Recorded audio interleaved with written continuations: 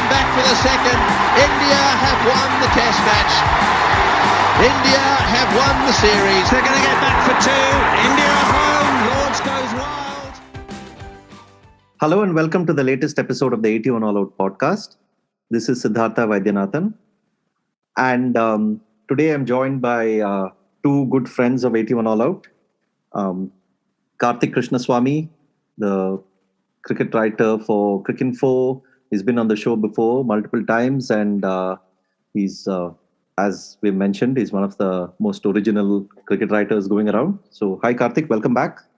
Hey, good to be back.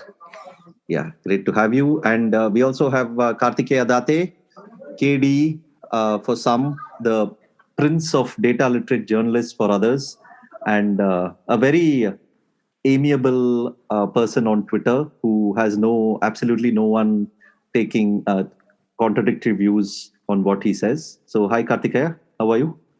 Hey, hi, how are you? Fine. Morning here. I think you hold the record for blocking the most people on Twitter or something like that. So, I have a computer program which does that. That's so much That's so much in character.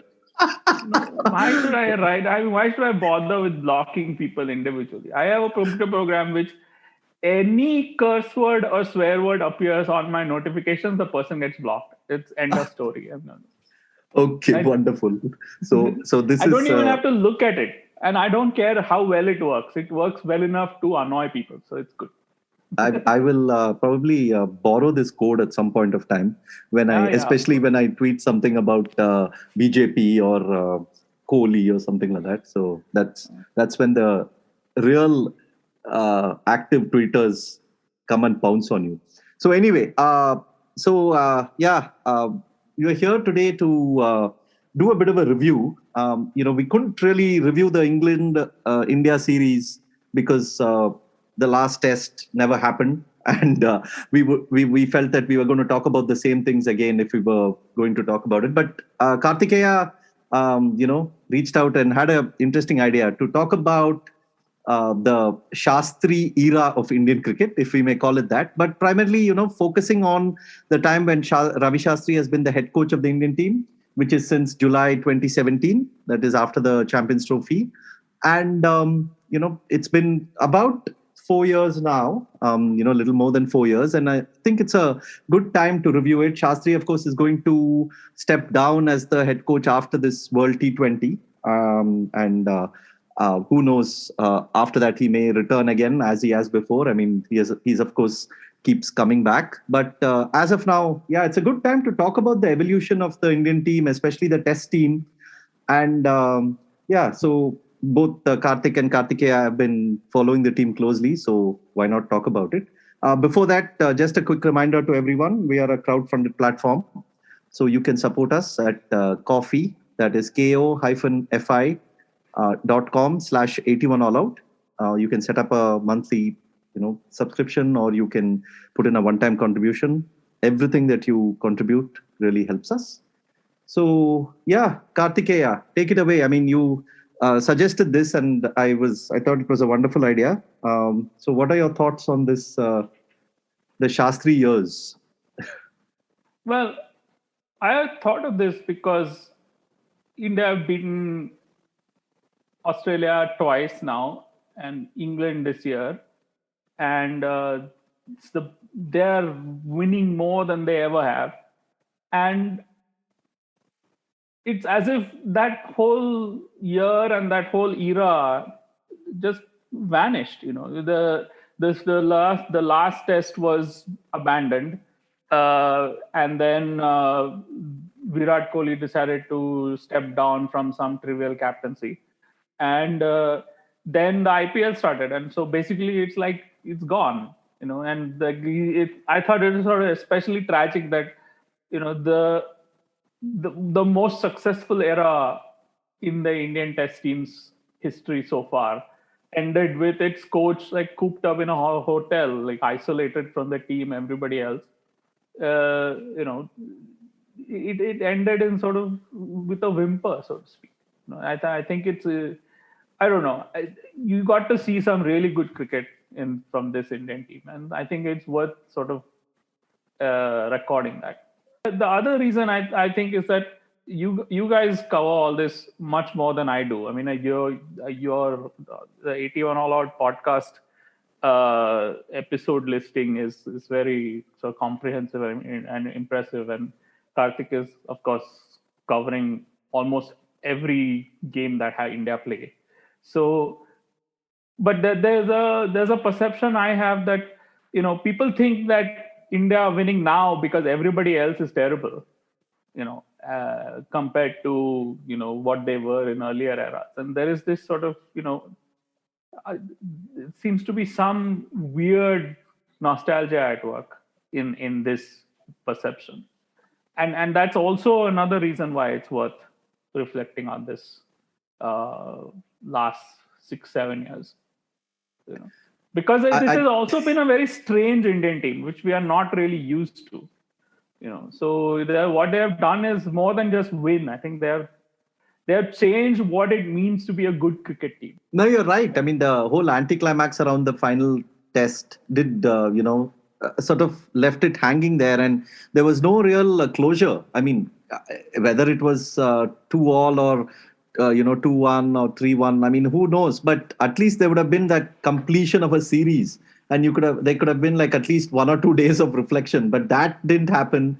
There was this outrage over whether the test should have happened or not, and then immediately with the Kohli announcement and IPL, the series just vanished. And you're right. I mean, and even media publications, including esteemed publications that Karthik works for. I mean, I guess they didn't have the time to even mull over this, series or this era or anything. I mean, of course, there were a few articles. I'm not saying they weren't, but things move on so quickly, right, Karthik?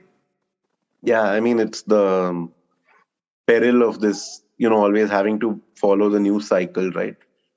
And there's only so much resources you have and so much else that's happening. And there's basically too much cricket. So, it just vanished in a hurry. And nobody's taken stock of the fact that he's done now as a test match coach, at least, and after such a successful era. So it's a great time to actually plug that gap and talk about him a little bit, him and his team. Also, there's that there was an interview that I saw that he did with The Guardian, which was an interesting interview. And one of the things that really struck me in that interview was, I mean, there were some very good quotes. One of which, of course, Karthikeya has highlighted in one of his substacks about India taking 20 wickets. I mean, being the focus. But one of the things that really struck me was that as much credit as a lot of people rightfully give Virat Kohli for, keeping the focus on Test cricket and saying that Test cricket is important, and also walking the talk by actually, himself prioritizing it at times, and even this T20 decision can be seen in a way as something that could prolong his Test career in the long run. But it struck me how much Shastri was, deeply in love with Test cricket in that interview. And he says that, one-day cricket, T20 cricket, we did well everywhere, but nobody remembers anything. Of course, people remember finals, and they keep reminding us that we haven't won a single final, in an ICC final and all that. And he hopes to win that in the next month with the T20. But he says Test cricket is what I remember every ball. And Test cricket is what is something that it almost seems like he's so much in love with Test cricket. And that's something that it struck me only after reading the interview. I'm like, and it should be obvious because, of course, he played in an era where Tests were paramount. But even then, it was nice to see how much he cared for Tests. Yeah, it's ironic because this is also I mean, if you go by the figures, definitely the most successful white ball Indian team yet. They're beating everybody as a matter of course, which they were not doing. Before this, basically anybody who came to tour India and any tour India went on, there were only two types of tours. which India participated in. One was a competitive series, and the other was one in which India are underdog. There's never been a series, except when maybe Zimbabwe tore India back in the day, and even then, Andy Flower was some kind of behemoth, we had no answers I think they even saved a bunch of tests and with Andy Flower involved. So it was not like and now that sort of thing has gone away. India is not a mid-table team anymore. And so the top table teams are now equal opponents, and the mid-table teams are weaker opponents, and the bottom of the table teams are basically India's second or third string could beat them. And that's a big difference from back in the day. And by back in the day, which era I mean. The titanium generation, so to speak. The Galacticos. The Galacticos, yes. Yeah. Where Henry Olonga was apparently some really deadly guy, and Tendulkar was like taking revenge on Henry Olonga. Can you imagine anything like that happening today? It's just unthinkable. Okay, let me just bring that one point though about this whole thing. I feel like one thing that has worked against this team is, and they are perfectly justified in why they would behave that way, is their antipathy towards the media. And of course they give there have been press conferences and interviews via the BCCI website and all that, but really what sticks out in people's heads is often the stories, right? I mean, and I don't think that this team has got commensurate amount of great stories that have been written as much as great as they have been. And I think that makes a difference. Like, why is that team from 2003, 2004, I mean, as they didn't win a series in West Indies, they didn't win a series in England, they didn't win a series in Australia, they didn't win a series in South Africa. No Indian team has won in South Africa. But still, why is that team so remembered and thought about? I mean, of course, a large part of it is hype, and I agree with you, Kartikeya. The retrospective hype is unreal. But I think a part of it is also that they ensured that their legacies were in place with the kind of cooperation they had with the media. I mean, you go back and read some of the pieces, or some of the interviews or something, and some of the stories that came out. All these little things. I mean, we talk about Ashwin's Kutti story. They were Kutti story like anecdotes doing the rounds every day back then. So I think that has worked against this team. I'm not saying there is no reason they are not justified. I mean, they have their own reasons for having this attitude to the media, because the media has just gone berserk on occasions, and the scale of the media has just gone into a different level. But I feel, and Karthik may agree or disagree with this, I feel this has played a part. I've only sort of like known this era, right? I wasn't, I was in school in 2003, 4, and around, that period. I think it was also the fact that the backdrop of those successes back then was just how unexpected they were, right? And now we're being, as in for the common man, it's like we're being told that this is an amazing team, but they're not. Until this year, they weren't like winning series away from home. So once the assumption is that like once you're like number one, once you're the best team in the world, you should, start dominating the era like Australia did then, or West Indies did in the 80s. So what's actually like hampered this team in terms of how it's been looked at from the outside is that it's playing in a very competitive era. You look at like the bowling attacks that every team has, every top team certainly. It's very difficult to beat them in their own conditions. Like if India went to New Zealand now, I mean, they'd struggle to beat New Zealand there.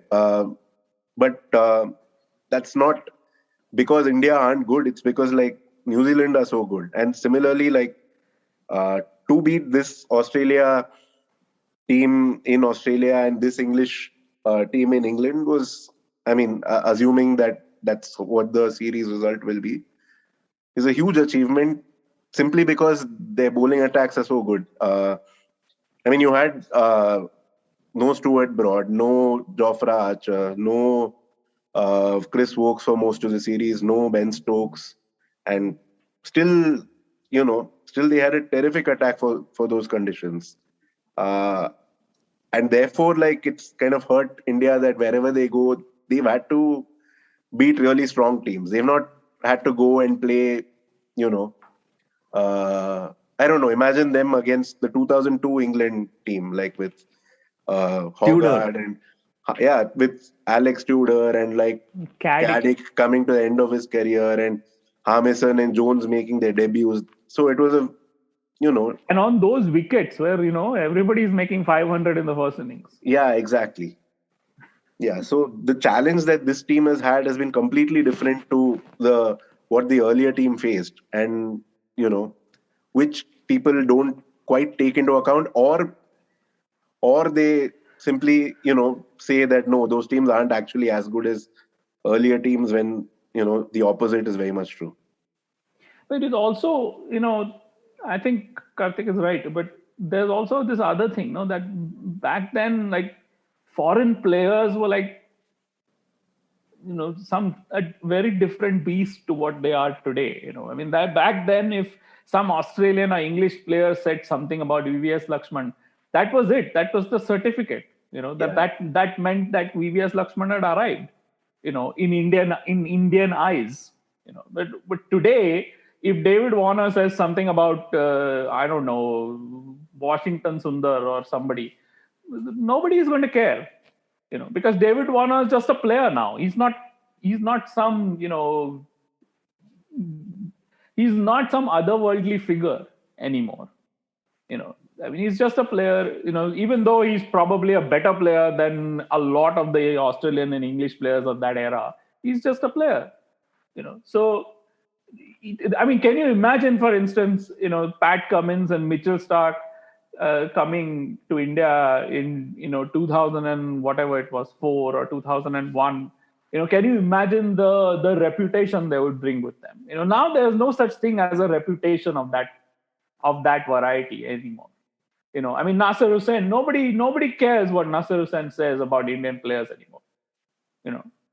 Whereas back then, it was very, very important that Nasser Hussain thought that the Indian batting lineup was very strong. That meant that the Indian batting lineup was very strong. And also the Indian bowling attack was very poor at that time. So basically, the batting lineup was the only decent thing about that side. And so obviously, what people don't want to speak ill of a team. So what they said is that, well, India have a strong batting. What that really means is that they have weak bowling. That's what it means in cricket terms.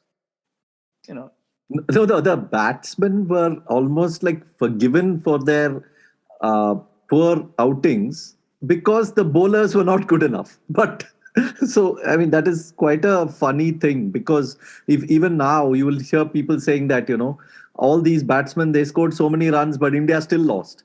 But the fact is, India lost because they didn't have players to take 20 wickets. No. So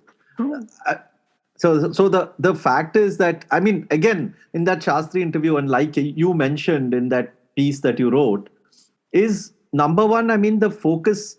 This is perhaps the first Indian team that can confidently, that has the depth and the quality to say that, okay, we are going to play a team to take 20 wickets in any conditions. And I don't think any other Indian team would have had that quality. Go to New Zealand, England, Australia to pick up 20 wickets is not a joke. But this team can do it. And they can do it even with the second string attack, which is so good. Yeah, I mean, it hasn't just happened. I mean, they have pursued it. And they pursued it in 2018, and mostly it didn't work. No? I mean, they lost in England 4 times. And they lost in South Africa twice. But they kept trying, and they kept getting better at it. But this is an old thing. No, I mean, someone posted this the other day from a book which I have not actually read. with John Wright's Indian Summers, and apparently in that John Wright recounts a conversation he had with Ravi Shastri back when he first took the job, the India job. And in that, apparently there's the usual psychobabble about senior players have to make a bigger contribution, give youngsters more help, and this is like he's listing all the things Shastri said. He said we had to start winning away from home. Public would like us to go for more wins, even if it meant losing a few. This is Shastri's view, okay? Which is, to chase a win, you have to chase wickets, and that means you have to risk losing. Which is, you look at the Indian team in the last 4 years, and you can see that. And then he says, well, the batters have to take more responsibility to enable us to play 5 bowlers, particularly in one-day cricket. And I saw that, and then I realized that India did none of those things in that era under John Wright. If anything, they kept packing the batting. They went so far as to make Rahul Dravid keep wickets to pack the batting even further. And they used to play Rahul Dravid as wicketkeeper, and then have Sehwag and Tendulkar and Ganguly being fifth bowler. So they did none of those things in that era, but in this era they have. And basically, it is not something that was a mystery. I mean, it is something that the best teams have always known. It is that it's always better to build a team to contest a 250 match than it is to build a team to get you to 350 if it means weakening your bowling to concede 400. That's because 350 plays 400 is going to not win fewer test matches than 250 plays 280. Yeah, and also that's the reason why when in 2006 when Dravid took over the captaincy and Chappell became coach, that's the reason why there was such a big faith placed on Irfan Pathan, because Irfan Pathan was the guy who would allow India to play 5 bowlers, given that he could actually bat really well compared to so many of the other bowlers. So Irfan Pathan became like the kind of the focal point of that team. And of course, for good or bad, his bowling fell, his bowling went down, and he didn't really have a career as long as he could have. I mean, though he ended up with 100 plus wickets, which is a big achievement in Test cricket. But still, I mean, he was the kind of guy who they would have loved to be like the Jadeja equivalent of today. Come on, man. Ashoka is going to kill you if you don't mention the Lord here. Yeah, of course. The Lord is probably the more apt example, of course, for Irfan Pathan. Yeah. Irfan Pathan aspired to Shardul Thakur. Yeah, exactly. But the thing is that, see, let's see. 2017 is when Shastri takes over. Okay. Now the very first test series that they have is against Sri Lanka. They go to Sri Lanka, conceded. Okay, it was not a great Sri Lankan team by any standards, but they thrashed them, man. They won 3-0. Now the fact is that no Indian team in the past ever had beaten Sri Lanka so comprehensively back in their backyard, whether it was, Ganguly's team or Dravid's team or whatever. In fact, those teams hadn't even won a series in Sri Lanka, leave alone winning 3-0. So, and then Shastri, of course, came and made this hyperbolic statement saying that, the greatest, victory ever or something, he said. I mean, something really off the top. But the fact is that it was, the thing is that Indians treat victories in Sri Lanka like, okay, chalta hai. But historically, that is not true. To go to Sri Lanka and win is a big deal. Yeah, similarly with West Indies as well. Exactly. Yeah. Yeah. I mean, like Shastri's team in 2015 also beat Sri Lanka 2-1, and that could have been 3-0 easily as well, like if not for a freak innings from Chandimal. Yeah, so like in between there was a Kumble era as well. And I feel that this is the thing, I'm not sure like how much of the credit to give who. I'm sure Shastri deserves a lot of it. But like even during the Kumble era, like in his very first test match as coach, you had Ashwin batting at 6. And it wasn't like we had India had Rishabh Pant at that point. So it was Ashwin batting at 6. Then it was Riddhiman Saha at 7. And he didn't play Jadeja in that game, and the second spinner was Amit Mishra. So it wasn't like, looking back, it feels like the most bowling sort of like the team that lent most towards bowling at the expense of batting in these last how many ever years. And so, that thing has been sort of consistently, like India have been following that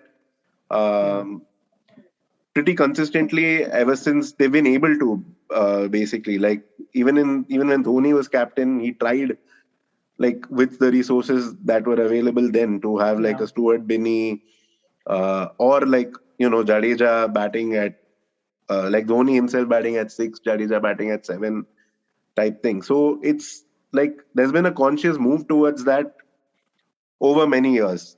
And like this current team, which is like, okay, chalo, like, we don't play Ashwin and we play, like in the Lord's Test, they had Ishant Sharma playing, which meant basically 4 number 11s, right?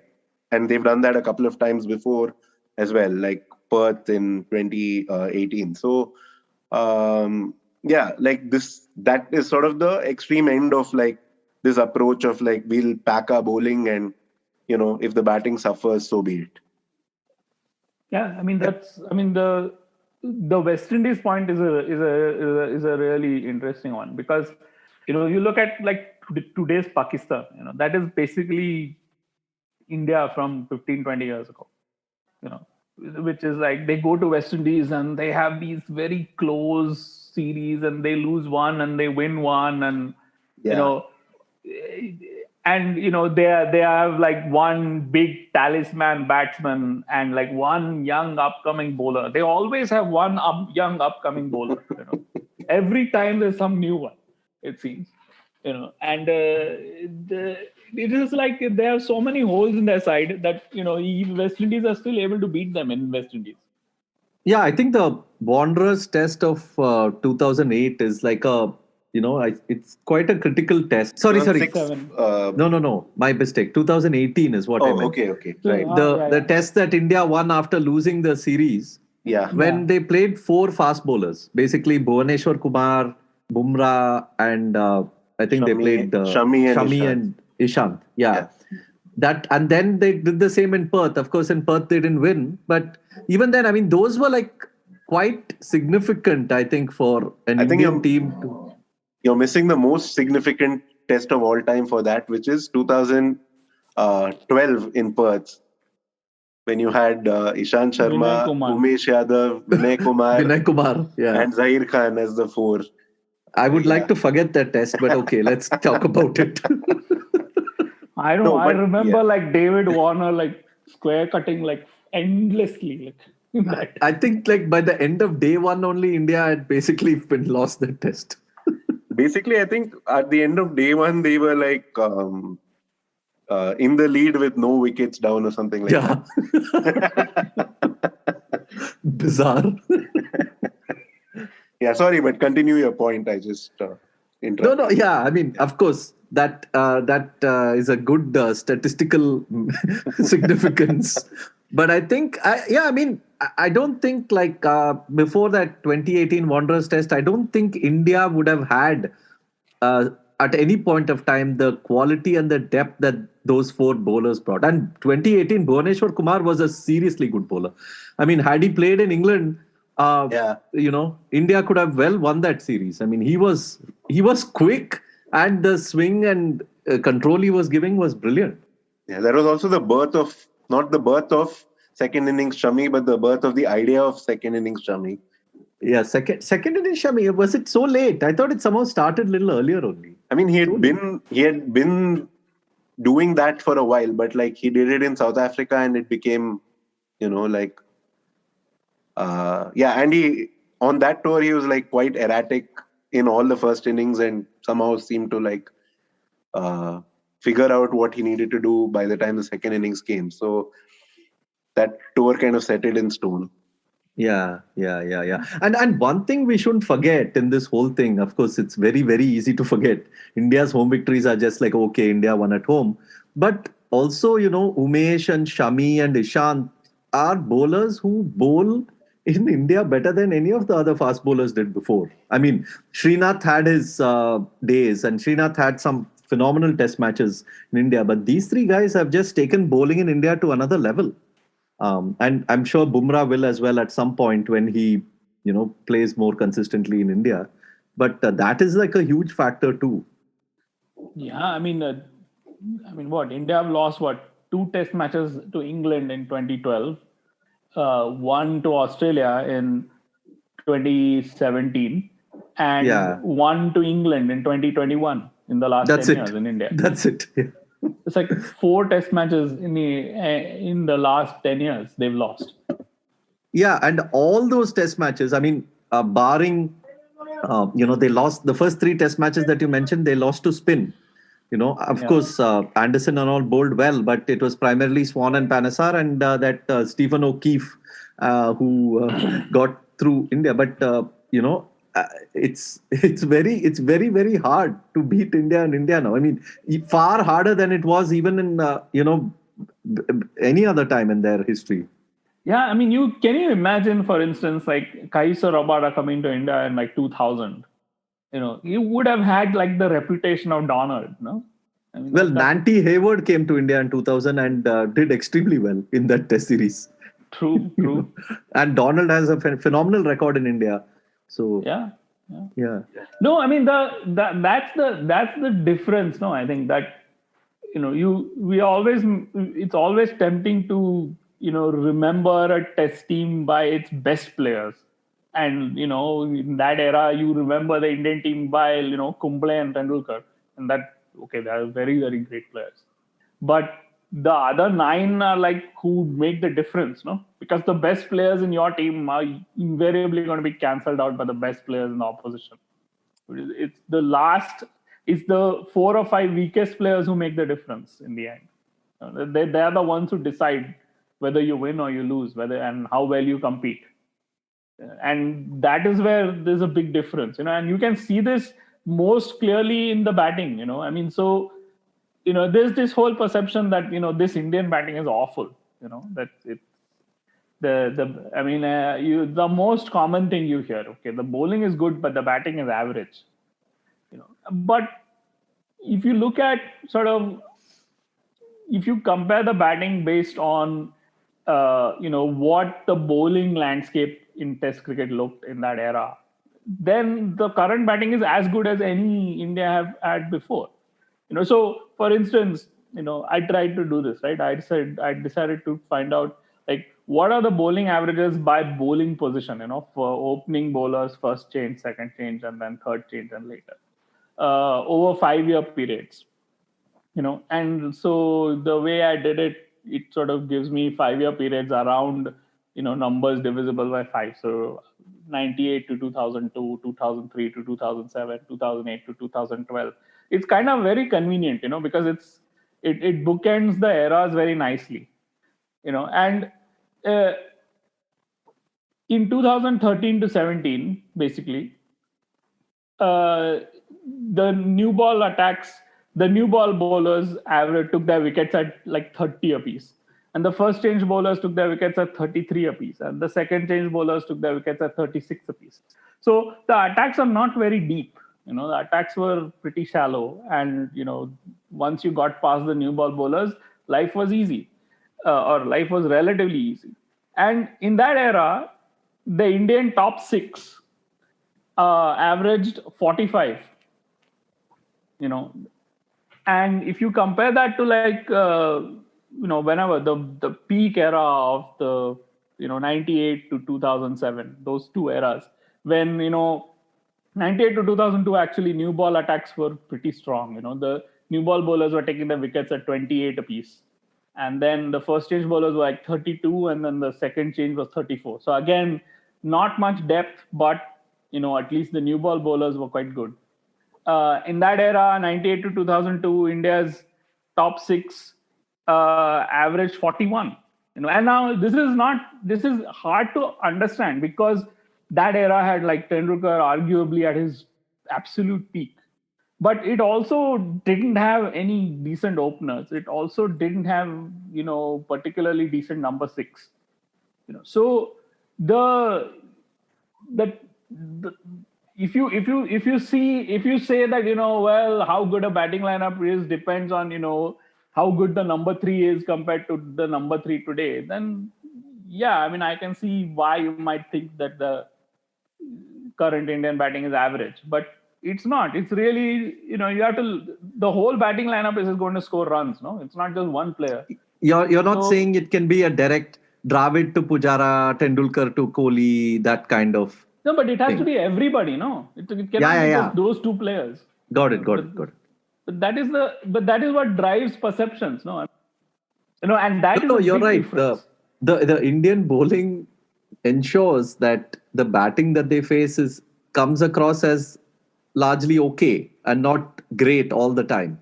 Yeah. And that doesn't mean they're not good. It just means that the Indian bowling is very, very good also. Yeah. Yeah, I mean, I think I made this point before, right? If you look at England in the 90s, no, it was not a great decade for them. They were also very strictly mid-table. But their three mainstays in that era were what? Hussain, Atherton, and Stewart, right? The all three played. I think Hussain played Thorpe 96 might tests. Have played also. Thorpe. Yeah. But Hussain played 96 tests. Atherton and Stewart played more than 100 tests each, right? They always made runs against India. Atherton made 100, I think, against India in the 96 series. He also made runs against India in the 90 series. They always, Stewart the same thing. Hussain the same thing. Hussain, I think, also made 100 in the 2002 series. They always, as a matter of 2002, yeah. I think he made two, right? Yeah, one at Lord's, one at Headingley, if I'm not wrong. Right, true. Yeah. And they always made runs against. They averaged 50 against India, right? So we rate them really. But at the same time, in that era, those three averaged 30 against Australia and West Indies. So to Australia and West Indies, Hussain, Stewart, and Atherton, they appeared like Rory Burns and Johnny Bairstow and that quality. In fact, Atherton is still they're having a running joke with McGrath and Ambrose and all because they got him out so often. So, yeah, it's a cyclical thing. This kind of explains a lot. So basically, when South Africa came to India in 2019, right? So India's fast bowlers took 26 wickets in that series at 17.5. And South Africa's fast bowlers took 10 wickets at 70.2, right? Yeah.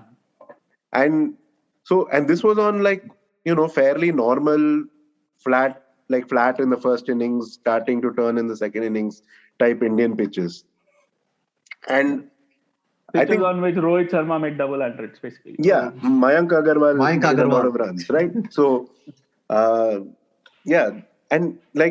from that series kind of clearly illustrated that India on flat pitches can beat most teams with ease. In good batting conditions, they still have the bowling to take 20 wickets, whether be it fast bowling or spin. And because of this, whenever they've gone away from home, they've ended up facing pitches really loaded in favor of seam bowling, right? Because they don't want home bowling. Yeah. So they don't want to give Ashwin and Jadeja a sniff, right? Yeah. They want to kind of almost force India not to play one of them. Very often India have had a kind of on this recent tour of England as well. India had the quicker attack, right? But on average, of course, once Archer and Stone and all were not available. Mark Wood might have been the quickest bowler in that series, but as an attack, I think India had right. So, so if England had, rolled out say 2007 type pitches, or 2002 pitches, then you could have easily seen India playing 2 spinners plus 3 fast bowlers and, having a terrific time of it. And their batters also really coming to the party, which they just simply haven't had the opportunity to do that too often. And that's that again, like apart from the depth of the bowling attacks which Karthikeya mentioned, it's also the pitches. So you've got to take those two factors into consideration while you judge this batting lineup against batting lineups from the past. Yeah, that is true, because just to finish the point I was making about the eras, batting lineup eras, right? If you look at the top six, the bowling levels from like the 2018 to 22 period, the 5-year period, new ball bowlers have been taking their wickets at 25 apiece. The first change bowlers have been taking their wickets at 29 apiece, and second change bowlers have been taking their wickets at 31 apiece. This is the deepest bowling era since like the mid 50s. That you have to go all the way back to the mid 50s to find a test match era where bowling attacks are this deep and this persistent. And in that period, the Indian top six has averaged 36. Which is 10 runs worse than what they did in the 2013 to 17 period when bowling attacks were not that deep. And it's the same players, from 2013 to 17 and 2018 to 22. So either you think that magically all these players have gotten worse, or you think that, the conditions and the bowling has become that much deeper and scoring runs have become that much more difficult. Yeah. In fact, the same players, they've definitely gotten better. And like, yeah, I mean, Rohit Sharma, for instance, arguably a better player now than he was like in 2015. No, I don't think that's particularly. And Kohli. Kohli is also a better player now. I mean, Kohli has played some of his really, really great innings in the last 18 months, I think. Yeah. No hundreds, but really tremendous innings. I think that his I think if you take out like his 100 at Perth in 2018, then I can't remember a better Kohli innings than like his, how many, I don't know how many he made, like 75 in first innings Adelaide in Australia. Yeah. That was a very good innings. Yeah. That was a tremendous innings. And even in England, I mean, the odd bit was that he was batting so well and getting out. So it wasn't like he was batting badly. So yeah, but the bowling is good. I mean, come on, if Sam Curran stood out as like a really, really average bowler in that series. Yeah, that's absolutely true. I mean, the depth point is and that depth is sorry, if I may interject. Yeah. But yeah, the depth thing is kind of what, like, they went and like India went and played the World Test Championship final, and they went with what they thought was their best attack for all conditions, which is what Kohli said at that point, right? And they picked two spinners, but then they realized that like they didn't have that fast bowling depth. Yeah. So as well as Ashwin bowled in that Test match, and he bowled brilliantly. Like, it was one of his best games. It was one of the best games of his career, I thought. Yeah. There just wasn't room for him if they had to play four fast bowlers. His batting, if it was at the level it was in 2016-17, he would have played ahead of Jadeja. I'm pretty sure of that. But it isn't right now. So it's those small things, right? So therefore he doesn't get to play a single one of like the 4 tests. Yeah, and they win 2 of them. So yeah, exactly. Can't really argue with it. Yeah. I mean, we can argue with it. as you and Mahesh and others have on previous podcasts, but let's not go through that again. But what the point I wanted to make about that India South Africa stat that you brought out, Karthik, was that over the last even 4 to 5 years, I think India at home have played across such a wide variety of conditions that that itself is a tribute to what a good team this is. I mean, take Sri Lanka in that Calcutta test where they collapsed in the morning to Suranga Lakmal. That was definitely vastly different to, say, the South Africa series pitches. Or you had, if you go a little further back to that Australia series, you had the Dharamshala pitch and the Bangalore pitch and the Pune pitch, which was like much more in the spinning category. You've had like such a wide variety of pitches. I don't think, India abroad has probably played a more homogenized set of conditions than India at home. Exactly. Yeah. So the fact that they have lost just 4 tests at home is a huge credit to this team. In the 4 tests in the last decade, by the way. So, and in the last 5 years, they've just lost like 2 tests or something. Yeah. And look Yeah. at the sort of the range of performance. Like look, consider all these players like who they are nowhere near the first choice Indian Test team. Some of them are not even in the first choice Indian Test 14. You know, Jayant Yadav, Karun Nair, uh, Shahbaz Umesh Nadeem, Yadav, Shahbaz Nadeem, Akshar Patel, Akshar Patel, Washington Sundar, Natarajan. Shardul Thakur, I insist. Shardul Thakur is very much in the 14, man. Come on. Now he's undroppable. Shardul Thakur is now first name on the team sheet. Yeah, exactly. No, but this is remarkable. You're right. Where are the? Come on, these are the 12th, 13th, 14th, 15th, 16th, 17th players in playing available for India. And you remember let's take the marquee series of the Titanium era, Galactico era, where, you couldn't find a third and fourth bowler in that series. Even after the Bombay, they mined the Bombay lobby, they scraped the bottom of the barrel with the Bombay lobby, by playing Bahut Tule and Kulkarni, and they packed us the DA and they packed the side with Bombay players. They still couldn't find bowlers.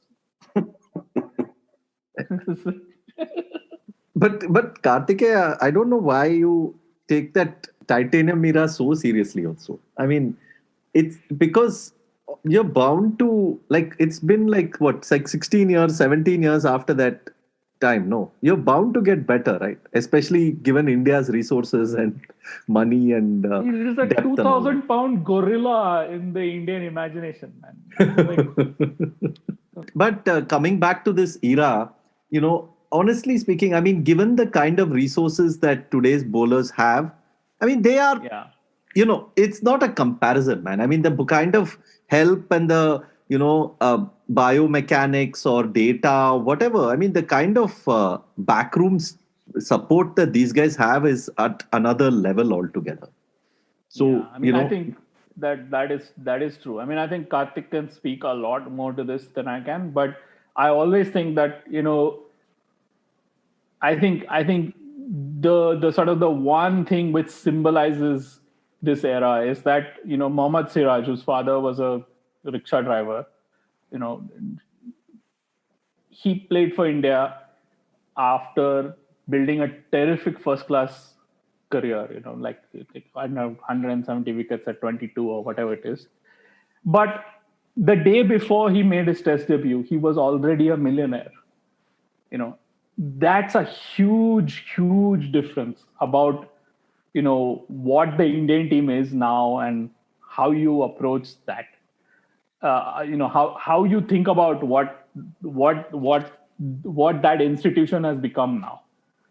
That the places where players are achieving security are very different now than they used to be 20 years ago.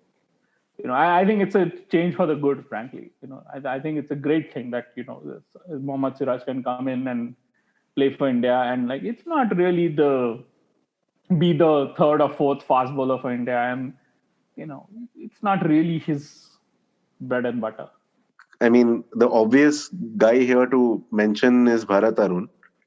Yeah. Who, because I mean, these are some of these guys we've been seeing them for years, right? Like Ishant Sharma is the sort of he's exhibit A in this. He was part of the Titanium era, so to speak. And he's still here. And he's a completely different bowler right now. And here's to kind of digress a bit and go back to that depth thing. He had one bad Test match in this series at Headingley. and like everyone was like, no, that's it, he's done. Now this is a guy who's been averaging, like for the best part of 3 years, he was averaging 18 or 19. Yeah. Yeah. And the idea that he was done as a test cricketer after one bad test, which also which you can countenance only because there are so many other fast bowlers around. Yeah. Yeah. But anyway, yeah, getting back to that point, like some of these guys like Ishant Sharma, Umesh Yadav, Mohammad Shami, they've been around for a while, but they've all grown rapidly in the last 5-6 years. And yeah, I'd say like Bharat Arun's played a pretty big role in that.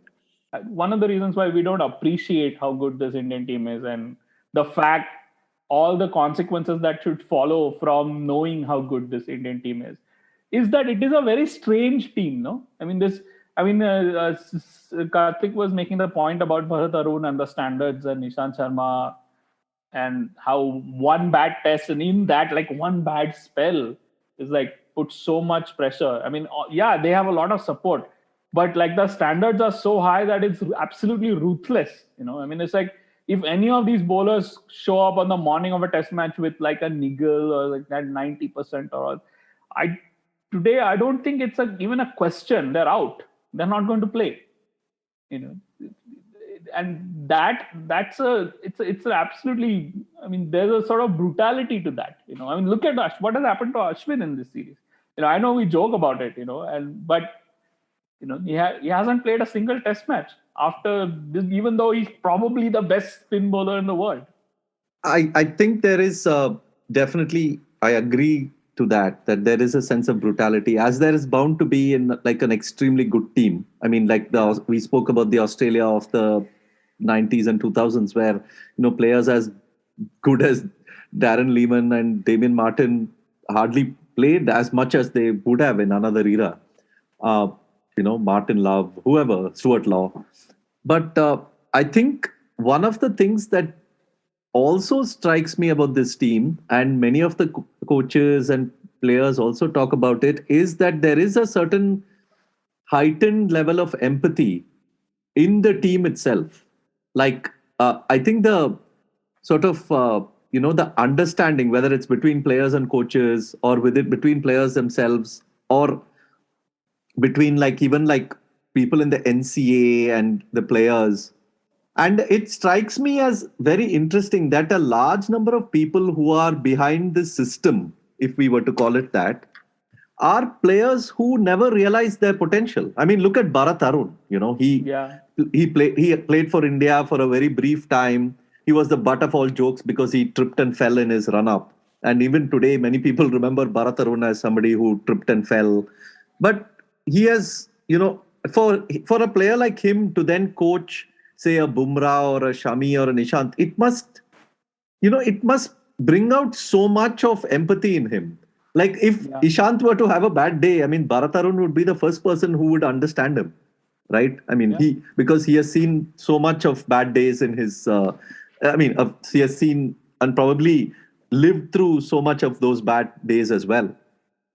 And look at the system. Look at who's behind the system. You have Bharat Arun. You have Vikram Rathore. Again, tremendous domestic batsman who didn't make it in the national level, who has been doing such a great job with the batsmen.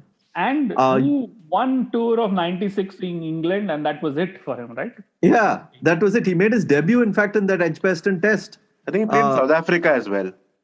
I think he played in South Africa too. Famous 66 all-out test. It was him and W.V. Raman opening for India. Correct. Yeah. But that's it. So No, I'm just finishing this point. Vikram Rathore, Bharat Arun. Then you have like Paras Mambre, who has done a stellar job with the junior bowlers. You've had so many players like Amol Muzumdar working in the NCA. Sujit Somasundar, who is like a sort of a mental makeup kind of coach.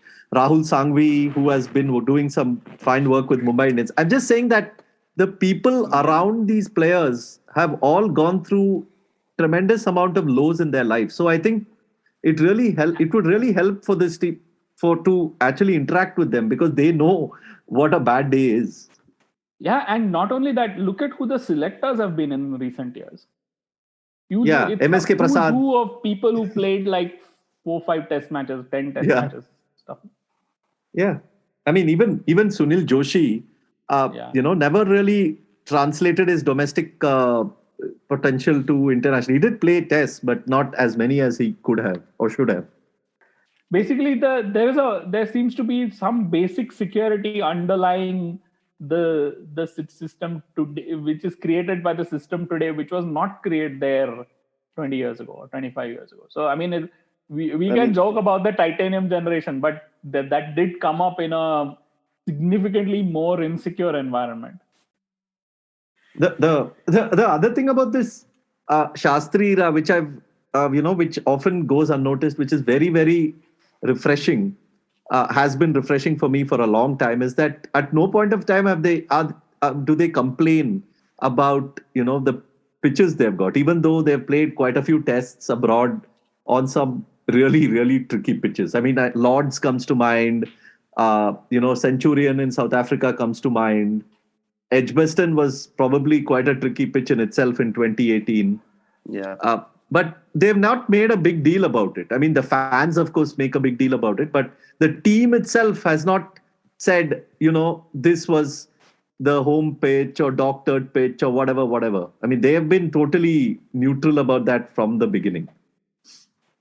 Yeah, I mean, that comes down to having the resources to compete no matter what the pitch is, right?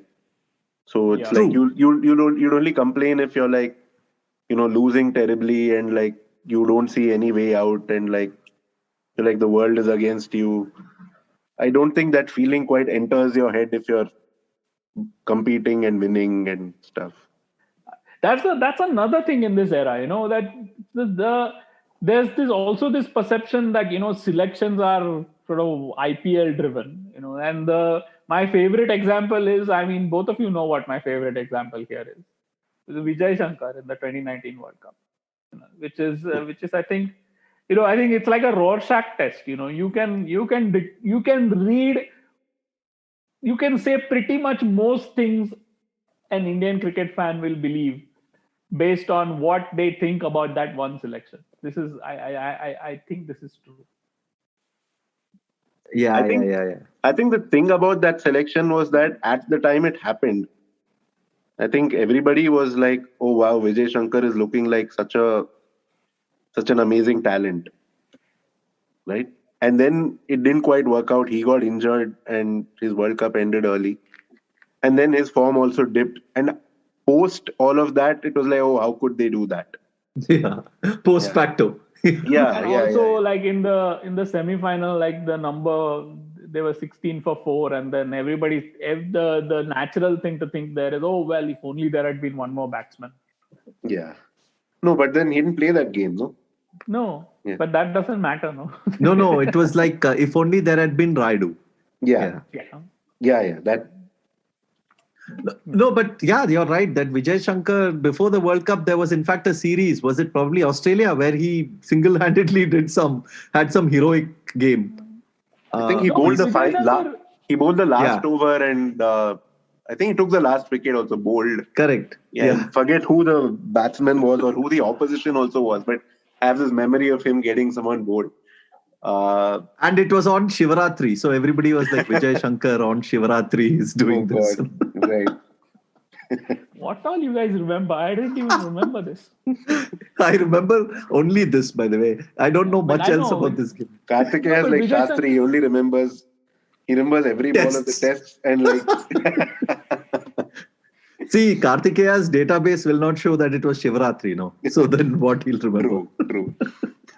No, but Vijay Shankar coming into that 2019 World Cup, his first class, his limited overs record, like 50 over record, was like he was averaging 1.5 wickets a game, and he was scoring at like averaging 39 with the bat and scoring at 92 runs per 100 balls, and he was bowling seam, which basically made him like, given like you have to only look at the history of India's selection of seam bowling all-rounders to realize that, if any selectors see that, over like 40, 50 games, they're going to jump at that player. There's no way they're not going to select that player.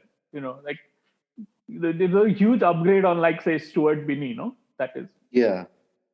And in England especially, they want, like, more than one option of that variety in the squad. Yeah. So there's Hardik Pandya and that guy. Because, as you know, our actual seam bowlers are such genius batsmen. See, just imagine hypothetically, had India won that 2019 World Cup and had India won this World Test Championship, the view of this era would be completely different. It would. Two games. Yeah, 2 games basically. Okay, 3 games because they would have had to win the final also. Yeah. Oh yeah. Oh, but that was Kumble. So then this era wouldn't have happened at all. No, not the Champions Trophy. I'm saying. No. I know. Yeah, you meant like the World Cup, winning the semi-final and the final. Then they would have had to defeat England also. Yeah. Yeah. Yeah, but there is something to be said about this era. Okay, I mean, I think Kumble and Shastri were probably simpatico on almost everything. But one of the things is I find very interesting, and I don't know whether, I think Karthik is basically right that if you have the players to compete, then you can make good plans. I think I agree with that. But they did make choices. I mean, you can imagine a perfectly reasonable Indian side in this era where they always played Ashwin and Jadeja and played 3 fast bowlers everywhere, right? And they would still win some games, right? And they would maybe lose some games, right? It would be perfectly reasonable. But they did not play that way. I mean, they play 4 fast bowlers in the test team. The other thing in the one-day side, and even though we didn't say anything about the one-day side, the very, very successful one-day side, is that they had a choice, right? Given what England have done since 2015, they had a choice. They could try to build a team to compete in a 330 one-day game, like 325, 330 one-day game, where you pack the lower order with hitters, and then you hope that your top 1 or 2 bowlers get you wickets, and then the other guys keep you in the game. Or they could have built a side to compete in a 280 game, where you have four batsmen who make the bulk of the runs in the top order, and then the rest of the other 7 is basically wicket keepers, bowling all-rounders, and bowlers. And they did make that choice because Ashwin and Jadeja were not taking wickets in the middle overs in 2015, 16, 17 in one-day games. And they changed from the finger spin to the wrist spin, and it worked. Kuldeep Yadav has a fantastic record, and Yuzvendra Chahal also has a fantastic record now. So that was a choice, and that was again a particularly attacking choice, I thought. Which they need not have made. They could have, again, given the players that they have, they could have chosen to play in a different way. You can imagine, for example, an alternative history where, the Indian lower order is basically packed with Krunal Pandya and Hardik Pandya and, some other hitter and Washington Sundar, and they're trying to restrict and, compete. Like England, before they had Jofra Archer, the way England used to play, they used to play David Willey, for instance. Because he's a really gun hitter also, but they didn't, and that is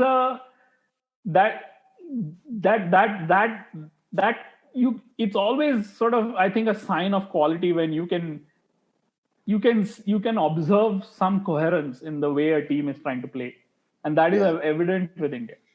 Yeah, but I think that anxiety of not having a lower order to speak of, I think that eventually push them away from that path. Yeah, I mean, they went to, first of all, I mean, and as a one-day side, I mean, we have barely touched on them, but to go to South Africa and win the way they did. Win with spinners sort of dominating. I mean, they won. Yeah, no Indian side. I mean, forget Indian side. I mean, apart from Australia, I don't think any side has gone to South Africa and won like that. Yeah. So, that was a huge achievement. Then they went to New Zealand and randomly won some series 5-0. Was it T20 or one dayers? I mean, just coolly they won it. So they did that. So the thing is, the problem is their excellence has been so well spread out that their everyone is like, where is that ICC trophy? Where is that ICC trophy? Yeah. Also, when you're like winning every bilateral series, right? Then there's no tension to like to set those victories off against. So like NatWest Trophy final happened after India had lost like 9 in a row, Finals. 9 finals in a row or something like that, right? And then you're like, oh my God. And then they slip to 117 or whatever for 5. And then from there they win. So that drama is sometimes necessary to actually make these things stick in people's heads. And if there's no drama and you're just winning everything, then people are going to be like, they're going to be like, those victories weren't really like hard fought on the surface, and therefore the opposition probably wasn't that good. Yeah, it wasn't. There was Ronnie Irani in the opposition. No, I'm talking about now. You're talking about now. Yeah, now the perception might be that, they beat New Zealand in New Zealand, but you know what? Like, they didn't have Chris Kane. So, like, and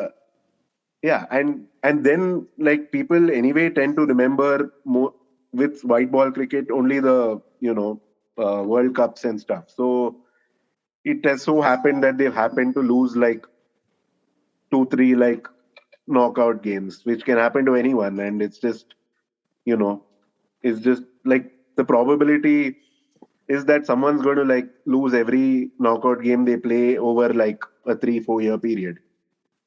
See, also these people must realize that the whole in a bowler friendly era like we were living through, the whole concept of like a come from behind miraculous victory takes a redefinition. I mean, see that sort of Calcutta like Lakshman Dravid victory is a very batting era kind of comeback, but the bowling era kind of comeback is what we saw at Lords, for instance, where India bowled out England in like 51 overs.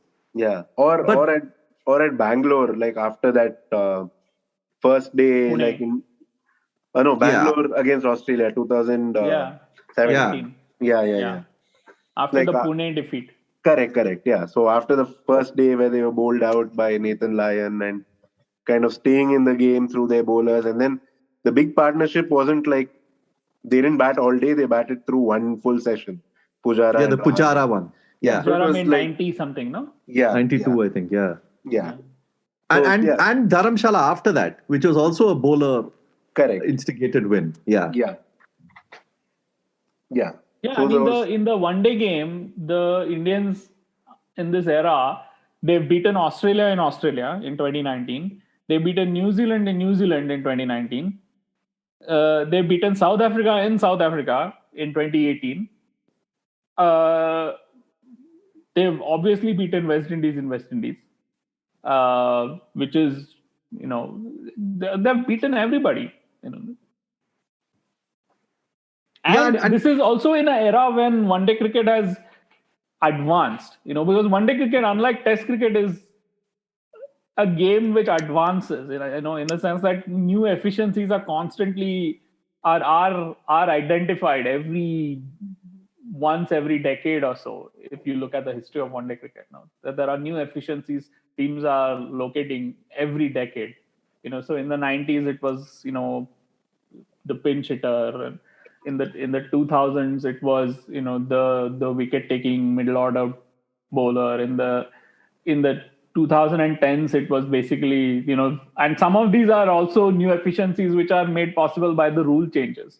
So it is a game which is advancing, and I think you have to judge one-day sides not just based on results, but based on like how they are trying to compete in that period, in that era, in that universe. And there, I think the 29. That's why I think the 2019 World Cup side was probably India's best ever, and the 2019 World Cup performance was India's best ever, because they were actually competing in a sustainable, reliable way. Where they had it was not a fluke that they did as well as they did. Yeah, I just argue that like like had Dhoni been the Dhoni of say 2013 or something. Yeah. I mean, then that team would have been close to perfect. right? With with the lower order not being, with all of those weaknesses, that's a weakness that you kind of bargain for, and you're like, that's okay. We're still like gaining on the bowling front, but like the Dhoni of 2019 was probably a big weakness. He was not like a all-time great player at the peak of his powers. No, he was probably like they probably thought a lot about that selection and said that, okay, let's just gamble on the fact that he's Dhoni and go with it. So I doubt they would have. Yeah, I think it was more a case of, I think this is one thing I can fault the selectors for, was that they didn't really like give an extended run to, say, Rishabh Pant in ODIs before that. In fact, he barely played. And then they suddenly picked him in the squad. So, had they done that and then decided, okay, we still need Dhoni, I mean, that would have been perfectly fair. But the failure to do that was, I think, one of the things where the selectors got it wrong. And they ended up playing him as a batsman, no, in the semi-final. Yeah, which was weird given what we know now. I mean, maybe a year more of Pant and he could have been ready to keep also. Yeah, I mean, I think basically 2019, that is actually a good point. I think the one hole in the 2019 side was that Pant was probably 2 years too young and Dhoni was probably like 3 years too old. Yeah. Speaking of keepers, I mean, the two guys who did not play in England were, probably the best spin bowler in the world and probably the best keeper in the world. Yeah. Saha, yeah.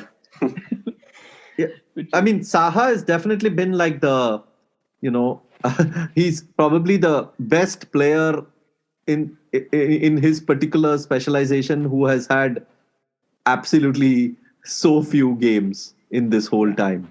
I mean, Saha will walk into any team as a keeper. I mean, I can't see any other team that will not want him. And he's not a bad batsman. He's a much better batsman than, he's made a test 100. He made two really good ones. Yeah. And he's a phenomenal keeper. I mean, he's like on the, BJ Watling and that class. He's made 300s, in fact. Sorry. Yeah. Didn't he? He made one in West Indies, right? One in West Indies, one in Ranchi against Australia, and one against Bangladesh in Hyderabad. Okay, so apart from in the last 4 years, apart from the Ashwin decision, which Ashwin decision has been taken on different points of time in West Indies and England and all. Forget that. But apart from that, I can think of only 3 decisions that I initially might have been like, what? And then I might have eventually said, okay, maybe they have a case for it. One is that Rohit Sharma versus Rahane in Centurion. One is those picking 4 pace bowlers in Perth and leaving out Jadeja. And one is Kuldeep Yadav at Lords. Picking Kuldeep Yadav over that, basically whoever else they could have picked as a seamer at Lords. Karan Sharma for one. No, they should have picked a seamer. That was Shastri one. In fact, that was his first test in charge as coach. When he dropped Ashwin for Karan Sharma, right? Yeah, in Adelaide. Yeah. But Shastri has a fetish for these leg spinners. When Hirvani, Karan Sharma, Kuldeep Yadav. Yeah. Hirvani was his only test as captain, like Shastri's. So 16 wickets. Yeah. But the current, with a lot of these things, there's always been or at least like the version, the other side of the story is that, say, whether it's leaving Ashwin out at Adelaide back then, and then he went on to sort of correct a flaw in his action and become the bowler that he's become, or leaving Pujara out at Edgbaston in 2018, where again, the reason given is that he had developed some sort of technical issue and he worked that out in the nets when the test match was on. So so in all these stories of all these events where big players were dropped, there's generally been a plausible reason behind it.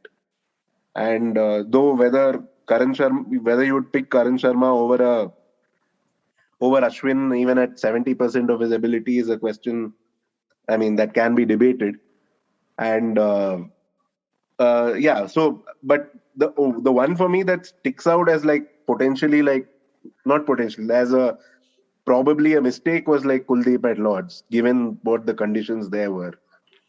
Yeah, I mean, they have misread the pitch several times. I mean, I think Kohli misread the pitch at Headingley also. I mean, that's going to happen from time to time. No? It's also interesting because Shastri, at least in his playing days, was considered like quite a shrewd reader of the pitch. So I'm sure that on occasions I'm sure he had a huge role to play on occasions when they read the pitch right. So, we should look at that aspect as well, not just the instances where they misread it. Yeah. And the misreading is going to happen to any team. Like, whether they misread at a rate greater than other teams is probably like, they probably didn't. And also, I mean, in Lords, to be fair to them, they got like, they were done in by that time they had to bat, man. I mean, that day with those conditions and crisp weather. The weather. There was, I mean, I think every team in the world would have probably like had a really, really tough time on that day. Not just India. Yeah. So when was the last time India came this close to being like this good? Not in my lifetime. Maybe I didn't watch. I mean, I have only read about the 71 team, but they, we are talking like the small sample size season. there. Yeah, one season. Two seasons. 2 seasons, yeah. And even there, I mean, the West Indies of 71 was not the West Indies of the 60s or the 70s, really. Yeah. And in England, they could have like lost the first test. Yeah. If not, but that was also true of the 2007 side, no? Yeah, exactly. Yeah. 2007 side ironically got a favorable decision from Buckner in Lords. and then suddenly in 2008 they went and started hammering Buckner, and I'm like, dude, just 1 year back you saved a test thanks to him. Anyway, I think this podcast has reached its logical end now. Shastri has been a shadowy presence in this discussion anyway, like not directly addressed him so much.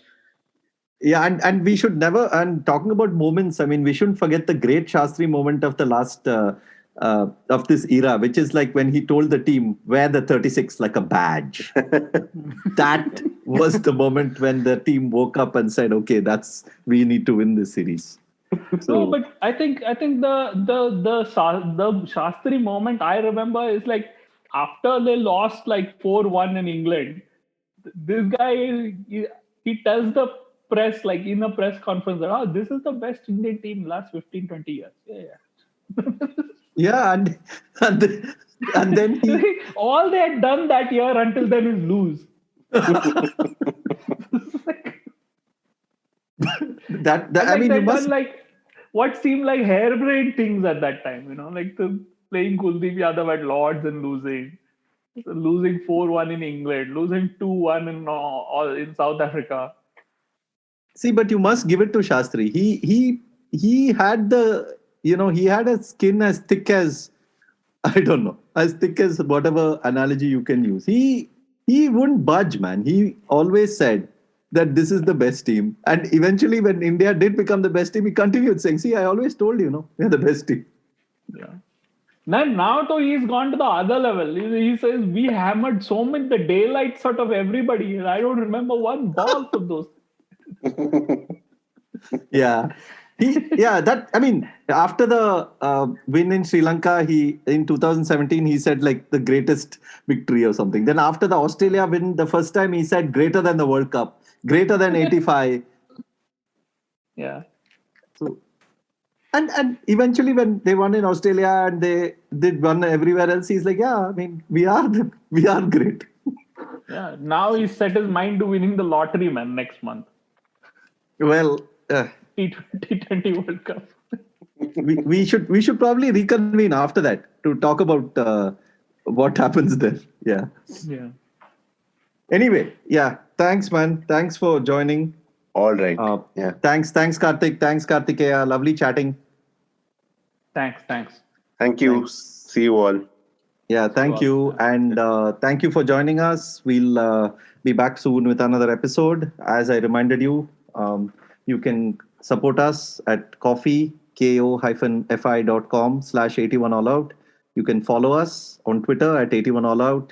You can go to our website at 81allout.com and listen to all our past episodes and read. We have some articles in there as well.